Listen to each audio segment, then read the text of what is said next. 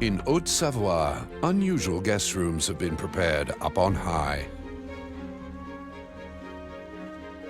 Near La Clusaz, a cross-country champion takes the tarmac roads. On the slopes of Mont Blanc, a team of carpenters complete an unconventional construction at an altitude of 4,000 meters. Today, our trip around the Alps takes us to Haute-Savoie. First to Chablais, then across the Vallée de l'Arve at Annecy to La Clusaz and Léger, and onto the Mont Blanc Massif and Saint-Gervais.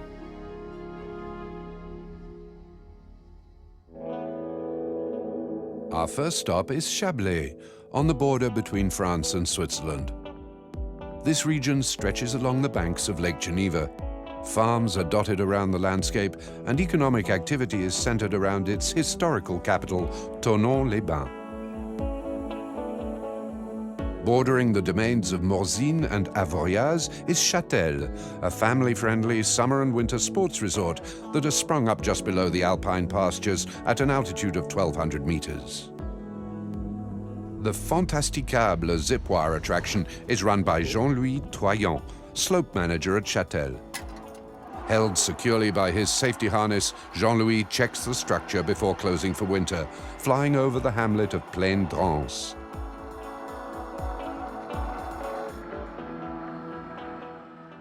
Fantasticable is a huge zip wire that hurls people at 100 kilometers an hour over a distance of 1,500 meters. The flight lasts almost a minute, traveling 200 meters above the ground. The Fantasticable is a summer activity, and it can be a little hairy, but it's a thrilling ride.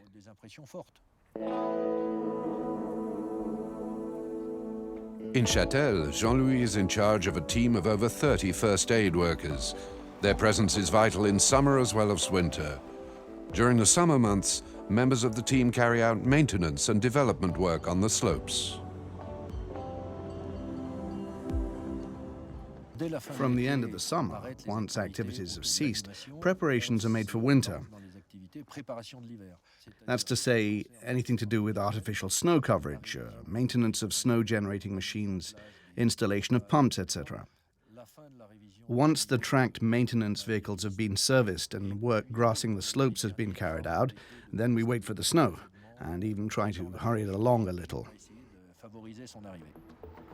On the slopes of Chablais, artificial snow coverage systems are a matter of survival. Making snow is easy once you have the main ingredient: water. We try to stockpile as much water as we can while we can on the mountain, in other words in spring, when the snow melts into high-altitude lakes, either enhanced natural lakes or artificial lakes created from scratch. Then we send a mixture of water and air through what are known as snow cannons, or snow guns. And the water forms micro droplets in the cold air, which turn into snow crystals. We try to make the snow of the best possible quality so that people don't think it's ice. Climate change means that winters without snow are becoming ever more frequent. Many alpine ski resorts are now equipped with automated snow factories. In Châtel, the equipment is checked by Jean-Louis' team.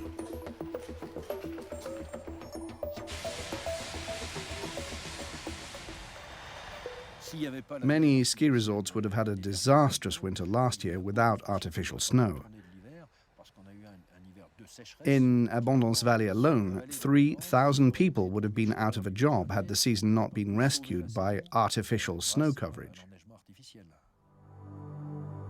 In the ski resorts of Savoie, Jean-Louis is now passing on his invaluable experience to a new generation of ski patrol workers.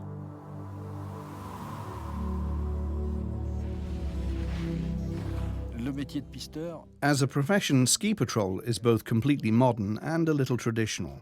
As I always say, I'm a shepherd of skiers. I make sure everyone is back in the fold by the evening in the best possible conditions. People who go out on the slope need to enjoy it and have to want to come back and not come to any harm. The service cannot die out because it makes the product that people come for. They don't come to go back up, they come to go down.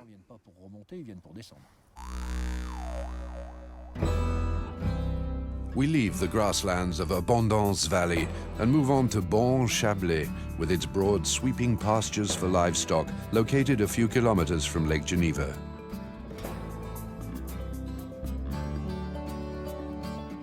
Isaline and André Charmeau are among the few horse breeders who have elected to set up in Haute-Savoie.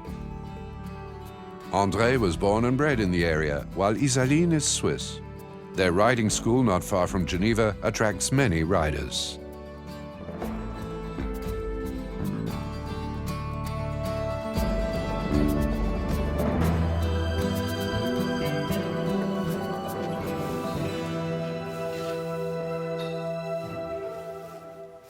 A horse is soft to the touch, and the relationship is an emotional one. They respond to the slightest prompting from their rider, or even the person taking care of them. It's an animal that ticks all the boxes for me in terms of my feelings and emotions. It's that connection with them that captivates me the most. For horse breeders, a connection with the animal is indispensable. It takes 2 years for Isaline and André to prepare a horse for their speciality, Western riding. A large part of our operation is rearing an American breed, the quarter horse. We chose it because we practice Western riding and cutting, which is our favorite, our flagship discipline. This involves rounding up cattle.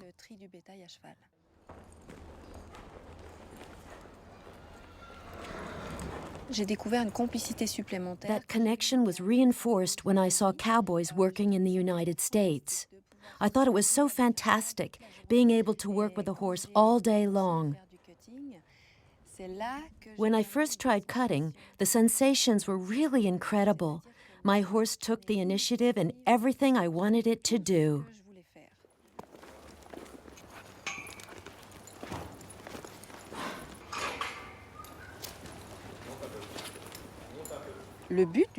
The purpose of the exercise is to separate a head of cattle from the herd.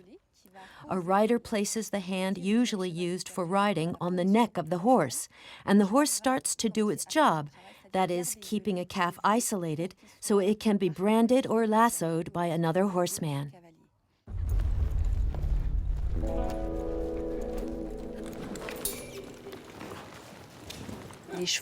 The horses really enjoy this exercise. It takes a lot of work to get them to this stage, but when a horse enjoys it, the performance is spectacular. It's a dance between calf and horse.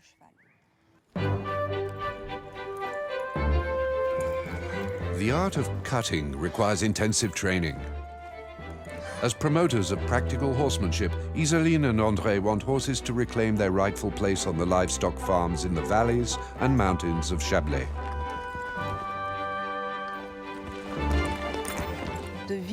Living among these horses is so soothing.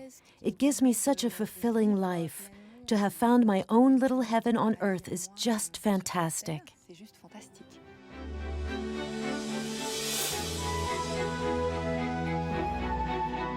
Crossing the peaks of Chablais, we carry on our way along the Arve Valley. Overlooking Bonneville is a large vineyard. Sparkling Savoyard wine from the vineyards of Aise, found in all the best restaurants, starts life on these slopes.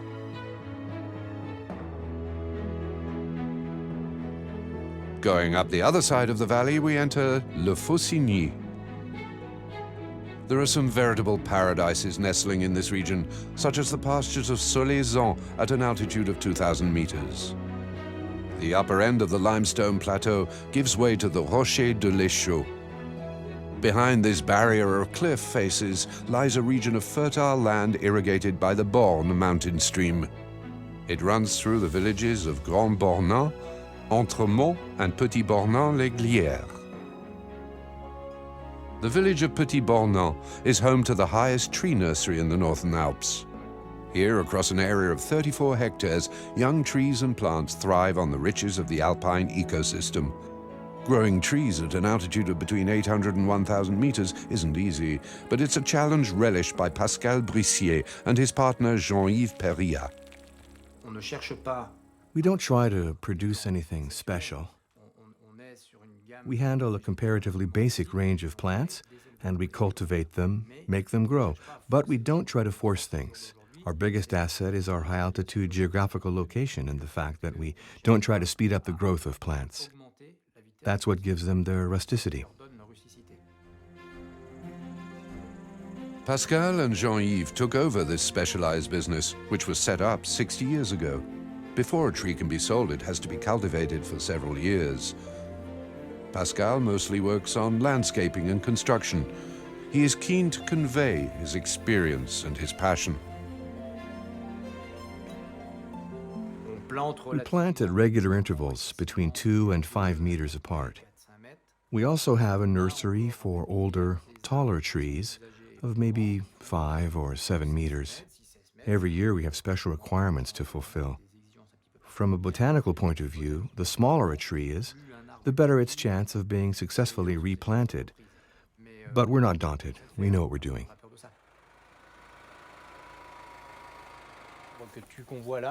Each has his own vision of things. Mine isn't necessarily shared by the guys who work with me.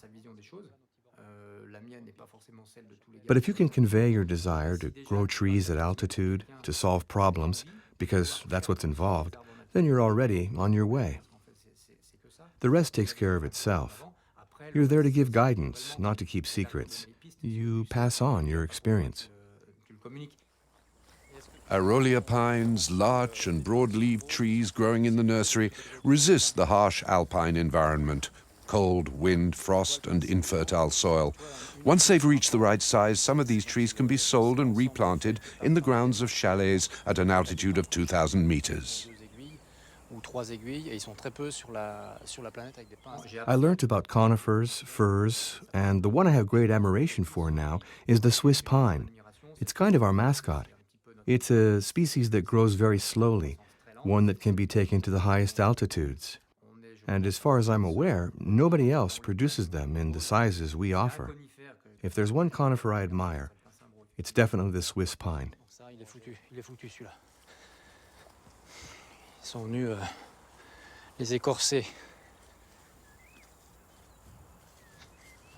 I'm more in contact with people now, more often shut away in my office or my car between meetings.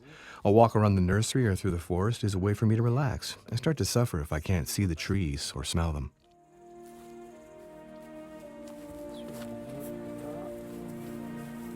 Leaving behind us the plantations in the Petit Bornand Valley, we move on to the Glières Plateau. Located at an altitude of 1,500 meters, the site was at the center of a battle during the Second World War and remains a commemorative symbol for France. In 1973, a national monument to the resistance was erected, paying homage to the victims. The sculpture depicts the sun held in a hand.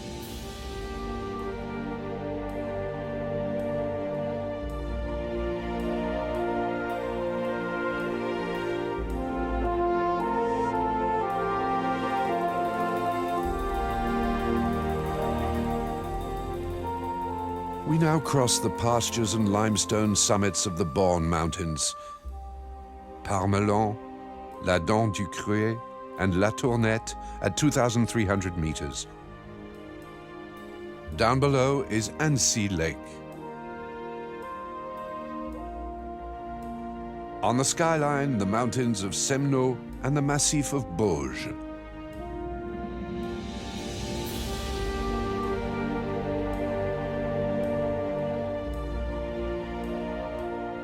Weather permitting, paragliders love to hurl themselves off the edge of one of the best-known sites for free flight, the Col de la Forclaz.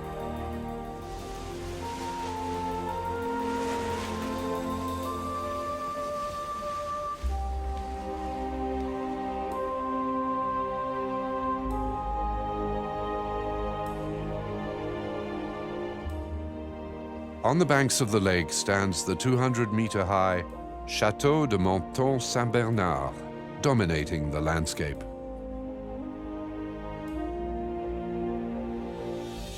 Annecy, often nicknamed Little Venice, is the capital of Haute-Savoie.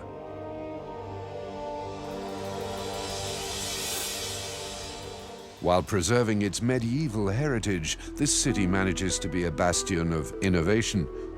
A variety of high-tech firms manufacturing sports equipment and textiles have set up in Annecy.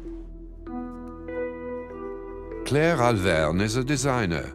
She works for a research consultancy creating specialized clothing. Claire helps design collections for the leading manufacturers of ski and mountain wear.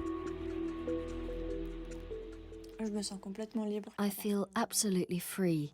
As long as the job is done properly, you're free to make suggestions. There's a real human side to it. Designers are constantly on the lookout for technological innovations that can be incorporated into their equipment. The man who founded the firm encourages team spirit, both with and among his staff. I've been working with Georges Pissé for 2 years now, and I still find him hard to figure out. In fact, he makes connections between people, between things, and between ideas. He likes to combine together everything he sees. The hard part is structuring it to produce something workable.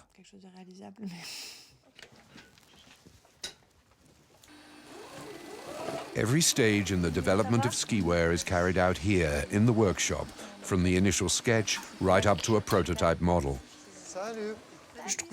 I find it absolutely magical to start with nothing and end up with a finished product. What I really like is understanding the customer's expectations and then exceeding them. Claire has found fulfillment in a company that values youth, which for its boss is synonymous with success and creativity.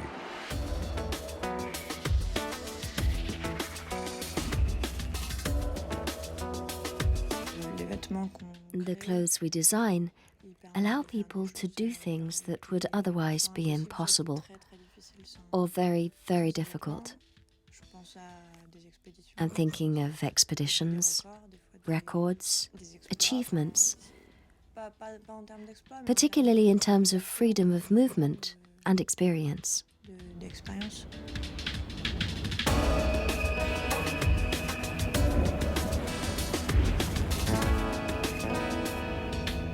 We now leave Annecy behind and move on to the high mountain pastures and limestone reliefs of the Massif des Aravis. Farming is a way of life in most of the local villages. The region's other big treasure is its forest.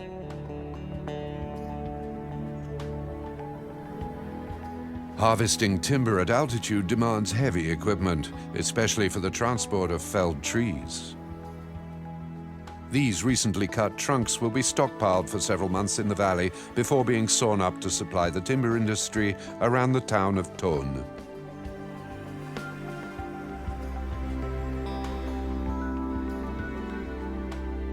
Timber is one of the most dynamic areas of activity in the Aravis.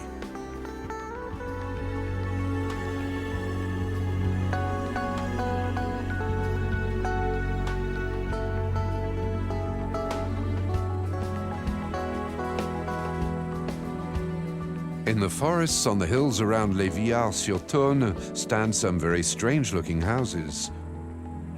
These are the guest lodges belonging to Hugo and Patrice Genot. Throughout spring and summer, Hugo works hard on every detail to ensure that his guests enjoy their stay to the maximum. For my father and me, it's a childhood dream come true. One tends to think that cabins are very hard to build. But the pair of us got down to it. We had ideas. It's a system of adventure parks, and it's all linked by carpentry. Since the pair of us had ideas about woodwork, it wasn't exactly difficult. You have to choose the right trees for solidity and safety. After that, the cabins themselves are timber-framed with a traditional chalet construction. Above all, it was a real joy to build them.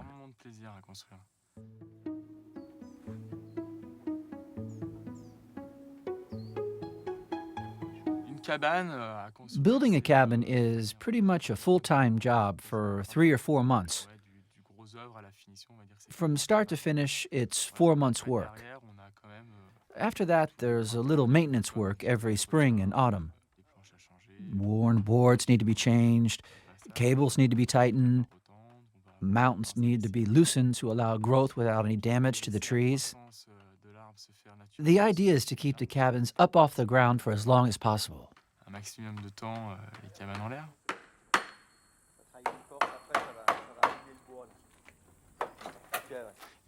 Our cabins stick to local architecture. They are made from old wood, which is worked and brushed, and roofs are made from the local traditional wooden tiles. The style of the region is adhered to.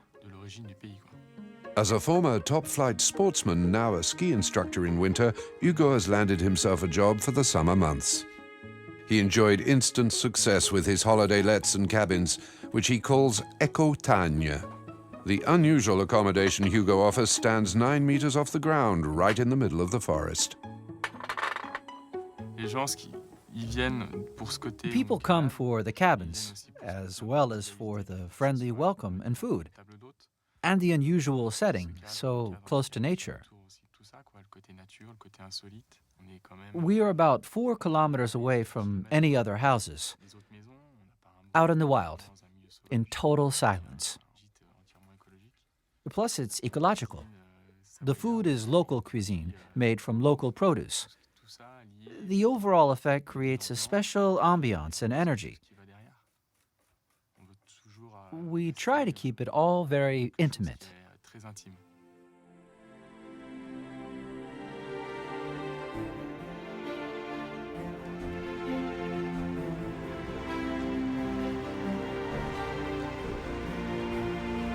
From Villars-sur-Saône, we continue our journey through the Massif des Aravis. This region, with its mountain passes, plateaus, and water-hewn gorges, is still mostly farmland.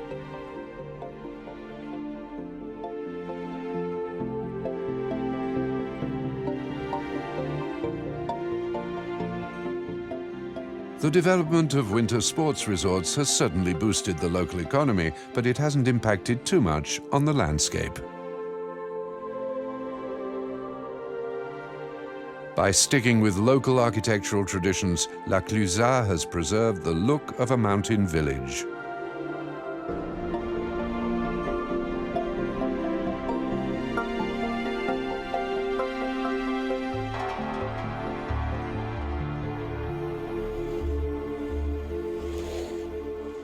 A silver medalist in the downhill rollerblading world championships, Émilie Sadou trains along the Col des Aravis road, searching for the perfect curve.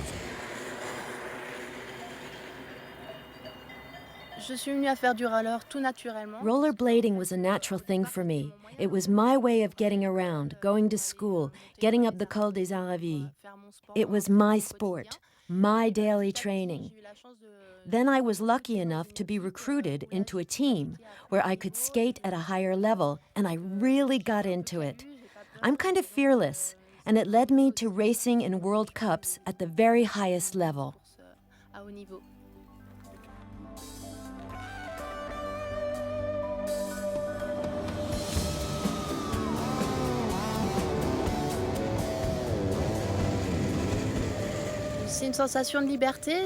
It's a feeling of freedom, not unlike downhill skiing. It provides the same sensation of freedom flying downhill. Of course, all the risks are calculated. Nothing I left to chance. You control your speed, pay attention to others, pay attention to yourself. It's not just about performance.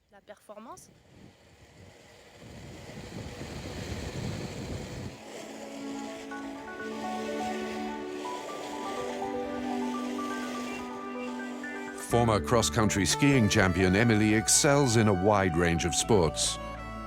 She gives 100% to anything she takes part in.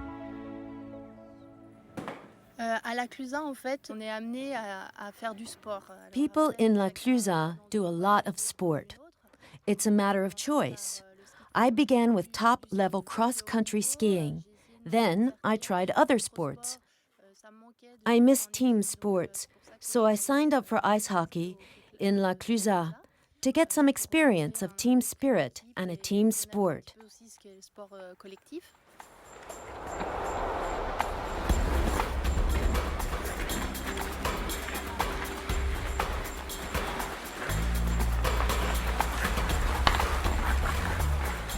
Set up in 1940 in Chamonix, female ice hockey promotes understanding and friendliness and is a world away from the violent image often attached to the sport. Female ice hockey has been an Olympic event since 1998.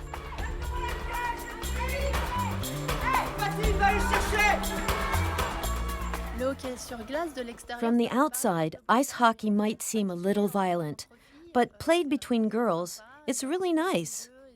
The game has different phases, and it's pretty tactical, so it's very enjoyable for women because you're well protected. You can't get hurt. It's a real thrill, gliding around, playing the game, tearing along, charging in, dribbling around opponents. Then, when you score, it feels great. You celebrate with the whole team, and that's really nice.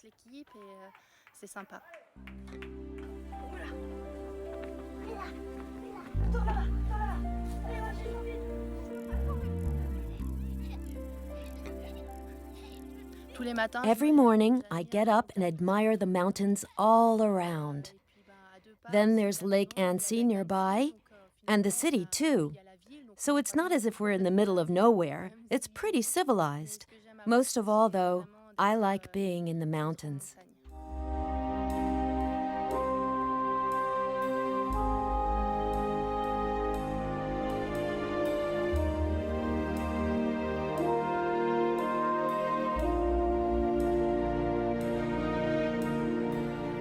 We leave La Clusaz and press on, across the Arve Valley to the ski resort of Léger.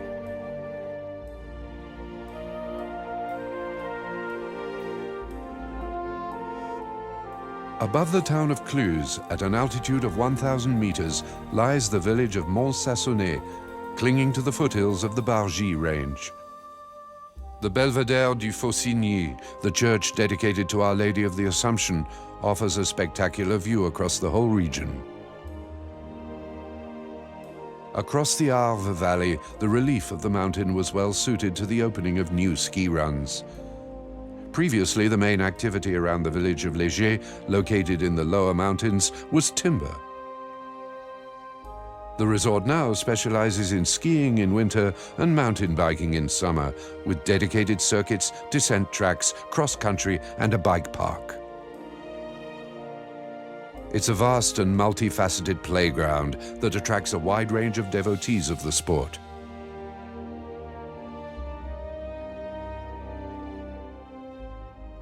Christophe Rossin, president of the Léger Mountain Biking Club, initiates enthusiasts and trains future competitors. Mountain biking is a passion, a way of life even. Because in summer, we live for mountain biking. It's a form of escape and the source of enormous pleasure.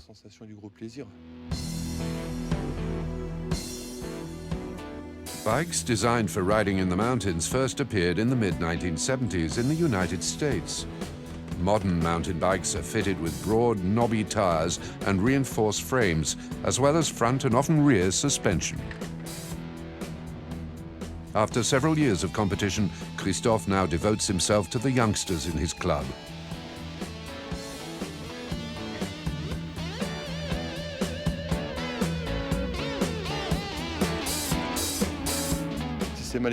Badly executed, the sport can engender risks and cause traumatic injuries on impact, because you're falling on hard ground, not snow. But if you're well trained, there's no obvious risk. Of course, when you push it too hard, the potential risk increases. Okay, let's carry on with our training. We'll have a session on the green track around the little bends.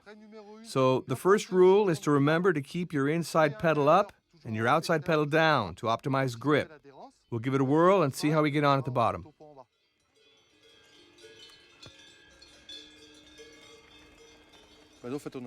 We now have around 50 child members, so we hold training sessions throughout the season.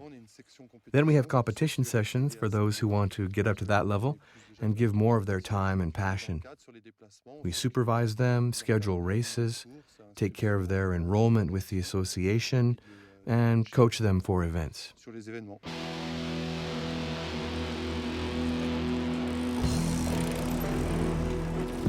World Championships, French Championships, opening weekend, the resort has become the go-to place for mountain bike enthusiasts.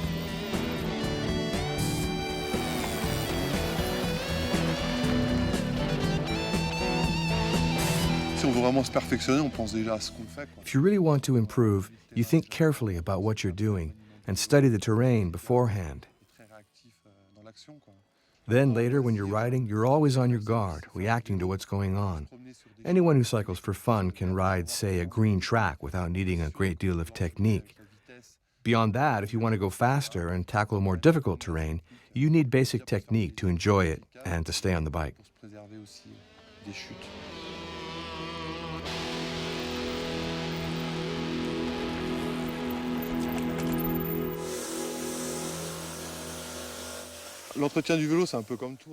Bike maintenance is like anything else. You ride it hard, you have to clean it, grease it, tighten the bolts. It's an expensive piece of equipment, so it's always better if you look after it. When you're done, you check your bike and give it the once-over for the following day to avoid any unforeseen breakdowns.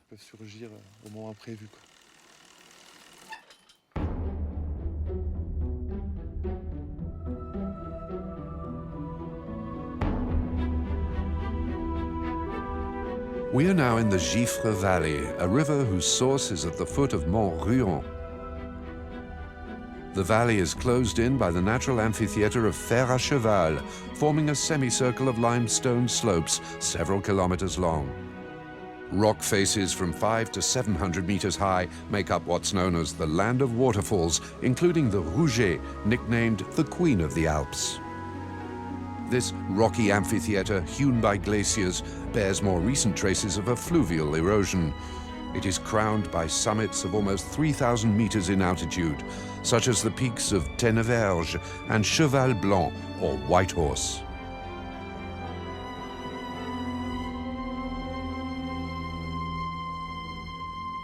Starting in June, waters spring from these cliffs, and around 30 impressive-looking waterfalls come tumbling down the dizzyingly high rock faces.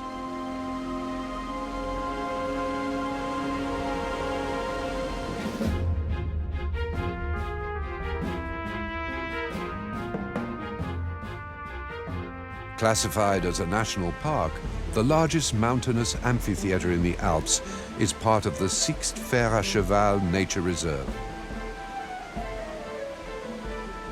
Higher up, we find the Désert de Platée, a limestone plateau formed by glaciers and sculpted by meltwater. It's the only site of its kind in Europe.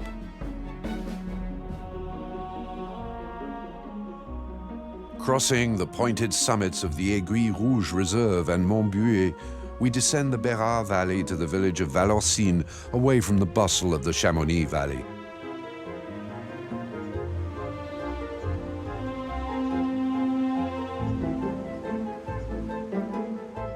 Damaged several times by falling snow since the 18th century, the church of Valorcine is protected by a stony trunk that acts as an avalanche barrier.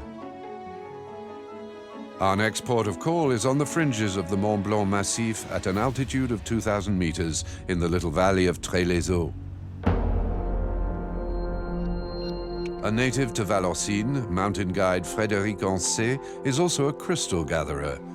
He scours the mountain in search of natural rock crystals. I was always told that if I didn't work at school, I'd be a mountain guide or ski instructor. So here I am.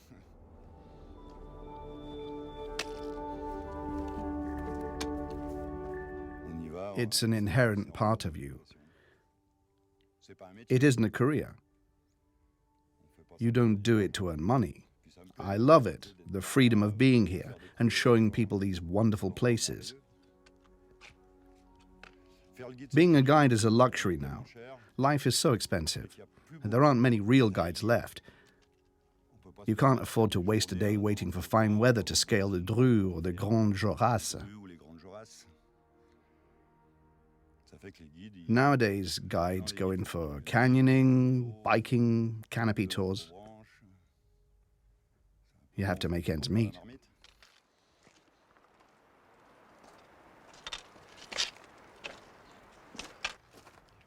I regard myself as a guide cum crystal gatherer. I don't make a living from crystals. From time to time I sell some, but I do it mostly for their beauty. When they were constructing the Émotion Dam, they dug galleries everywhere to recover glacier water from the valleys. That's when a huge deposit of crystals was discovered, right under here. I always came here with my father and my brother, so it's been 40 years this year.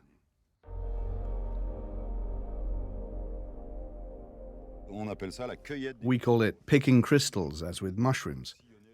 You scour the area, focusing on certain zones. I often leave certain spots for 2 years. You try to hide them, but sometimes you can't find them again. The mountain changes so much. Or the place might just disappear altogether. The practice of crystal gathering is a tradition linked to the cultural heritage of the Alps. It is one of the mysterious charms of life in the mountains.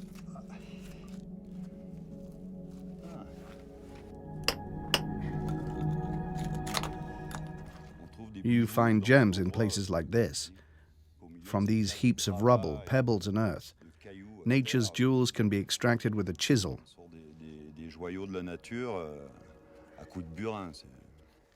It's jewelry for stonemasons.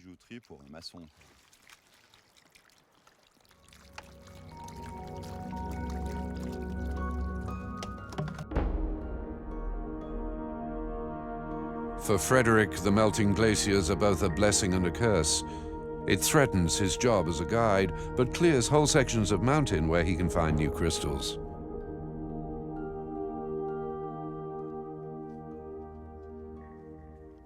It's always hard to leave anything there, but once your bag is full, you stop digging. 35 kilos is the maximum. It often takes longer to get down than it did to get up. It isn't easy. Until they're up on the shelf, all finished, you have to be patient.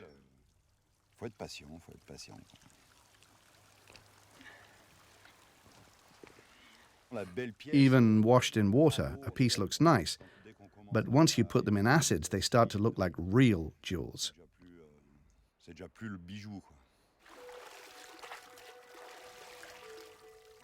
It's so rich around here, you can find anything, even gold. I've been looking for it for quite a while.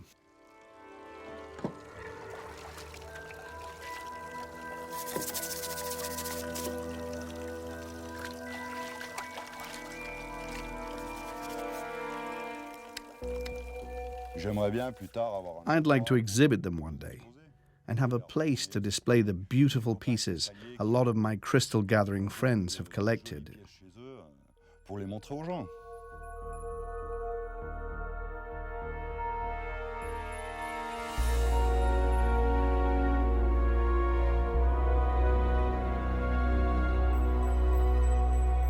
Our voyage continues through the heart of the Mont Blanc Massif to the Dolent, at the bottom of the Argentière Glacier, on the border between Switzerland, France, and Italy.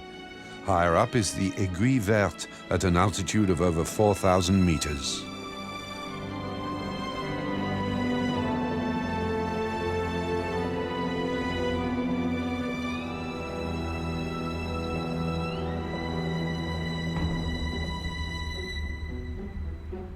The Courte, the Droite, the Dru, legendary summits that fire the imaginations of mountaineers. Further along is the prestigious north face of Grand Jorasses. In 1935, a German expedition scaled it for the first time. Lower down at the edge of the Talefre Glacier is the Couvercle Hut at an altitude of 2,700 meters. This old building remains open in winter for the keenest mountaineers. Now we cross the Géant Glacier over the Vallée Blanche, or White Valley. In winter, it's one of the most beautiful ski descents in all the Alps, but it is also off-piste, unmarked and unsupervised, traversing heavily crevassed glaciers. Atop the 3,842-meter-high Aiguille du Midi, or Needle of the South, is a tower equipped with telecommunications antennae.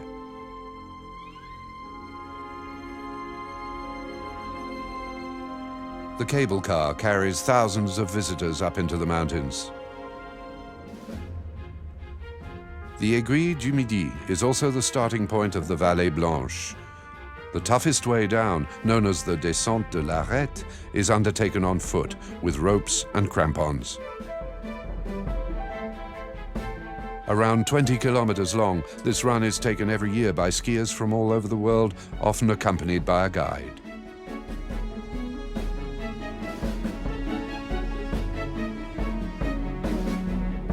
Surveying a unique 360-degree panorama is doctor and mountaineer Christine Janin.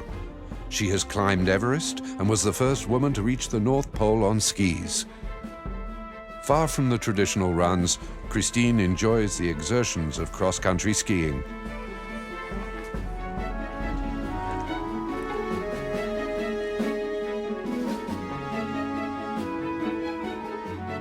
In summer, the Vallée Blanche changes appearance completely, becoming a veritable sea of ice. In this mineral kingdom, the warmer months are for mountaineering and hiking. The wide variety of activities on offer in the Chamonix Valley persuaded Christine to make it the base for her charity À chacun son Everest, meaning we each have our own personal Everest to climb.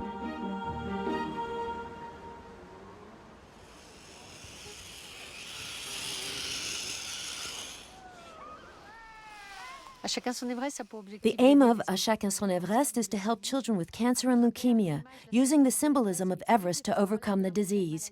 You start at base camp and you need to reach the summit. The idea is to take them towards their Everest. After my first session, a child wrote to me to say how I'd set him on the road to recovery. He said he'd believed that nothing could be done for sick children, but I'd proved the opposite. And for 15 years, I've been getting the same messages.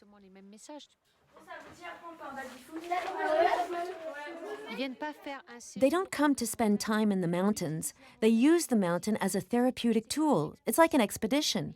They arrive at base camp, then they gradually learn to walk and learn to climb. There's the adventure park and canopy tour, where children overcome their fears by joining in. The last day is the day of the summit, with all the associated symbolism. I'm proud I did it. Some stick the flag in and say, I'm better now. J'ai vaincu, et il y en a qui, en mettant le fanion, me disent maintenant je suis guérie.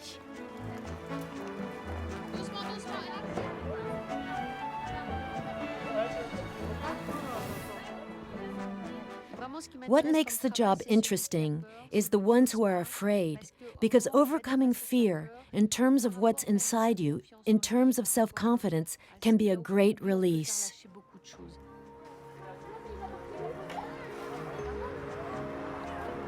As a doctor, Christine has already guided more than 3,000 children towards their summit. She regards illness as a challenge, an Everest to be scaled.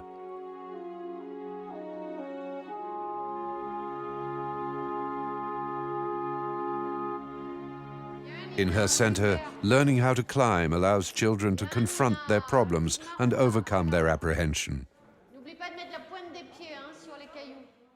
It's often the first time that these children have ever done any climbing. So a climbing room is much safer, much more playful, and it gives the children more confidence, because it's easier to climb on a wall than it is outside. Rocks are a much more complicated introduction. On descend, tu fais des petits sauts. Tu tends bien les jambes, regarde. Et on peut faire des petits sauts. They realize it's the home of champions because Everest is mentioned, à chacun son Everest, and a place for them to prove things to themselves, a place with a history, right opposite Mont Blanc, which is magical. Everyone has heard of it, so that enhances their status too. All the tourists come to see Mont Blanc, and here they are. It shows them that illness can bring positive things. It's a lot of responsibility, a lot of energy. My passion for the mountains never dims, and my Prozac is skiing, the mountains, the Vallée Blanche, but in a simple way. As soon as I'm up here, I feel good. Being here makes me feel complete. It nourishes me, and it's what I need. J'en ai besoin.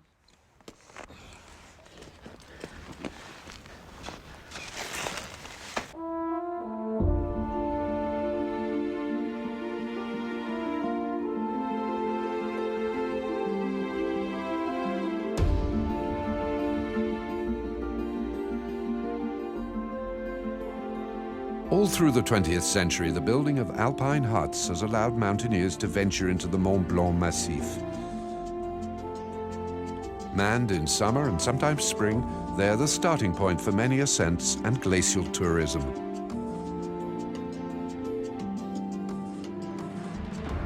The Grand Capucin stands 400 meters above the glacier.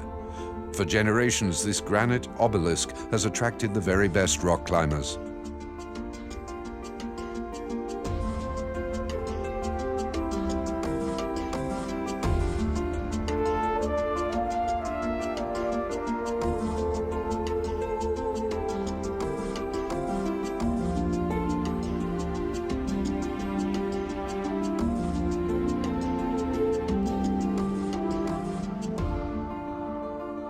The mountains were long considered to be the abode of the gods. Hence, the guides of Chamonix erected statues of the Virgin Mary on two of the massif's iconic peaks. Symbolizing spiritual ascension and purification through exercise, the statues at Le Grépon have watched over the valley since 1927.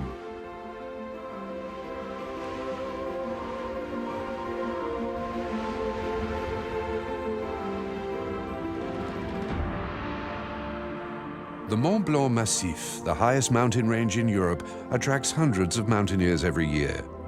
The summit can be reached via routes of varying difficulty. In order to limit the numbers visiting the site, a new building is being constructed at the Goûter Hut, an obligatory stopover point during the ascent. At an altitude of around 4,000 meters, the construction of one of the highest climbing huts of France, here in the village of Saint-Gervais, was a huge challenge, both architecturally and technologically. Bruno Carte is a carpenter, and he's part of the adventure.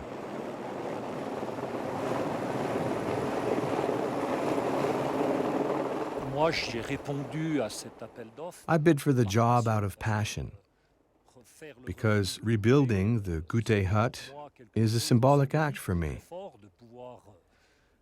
One day, my children and grandchildren will be able to say, yes, my father or my grandfather helped build that.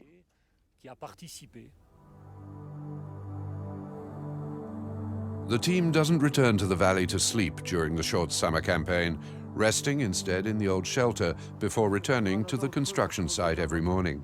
Ouais, ça chauffe.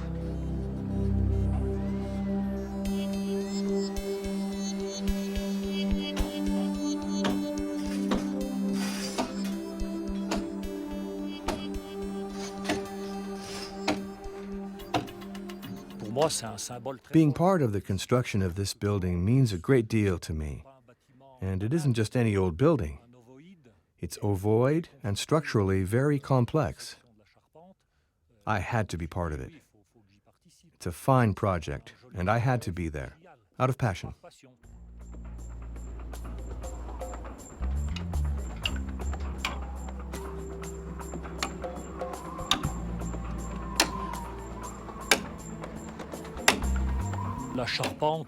The framework is made in workshops down below, using computer plans. Everything is cut in the workshop, transported to Saint-Gervais, then brought up by helicopter. The weather conditions have to be right. No wind, no mist, no snow. And then we can get on with the assembly.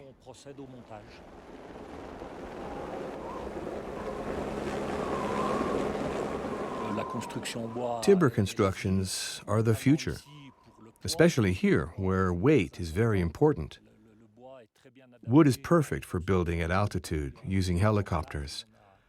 With such a large tonnage of materials to be taken up and helicopter expenses so high.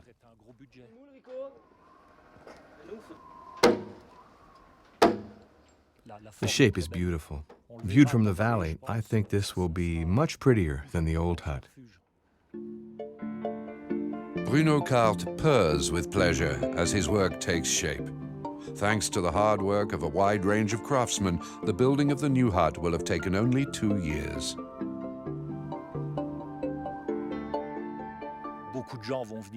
Lots of people will come to see it, and they won't come just for Mont Blanc. So of course that means visitors, which isn't necessarily a good thing.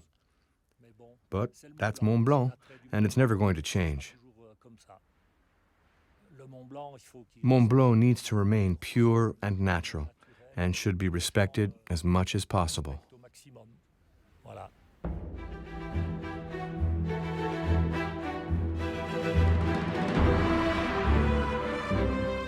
All the way from Le Faucigny, our journey ends atop Mont Blanc along the Voie Royale, the highest point of the Alps, at an altitude of 4,810 meters.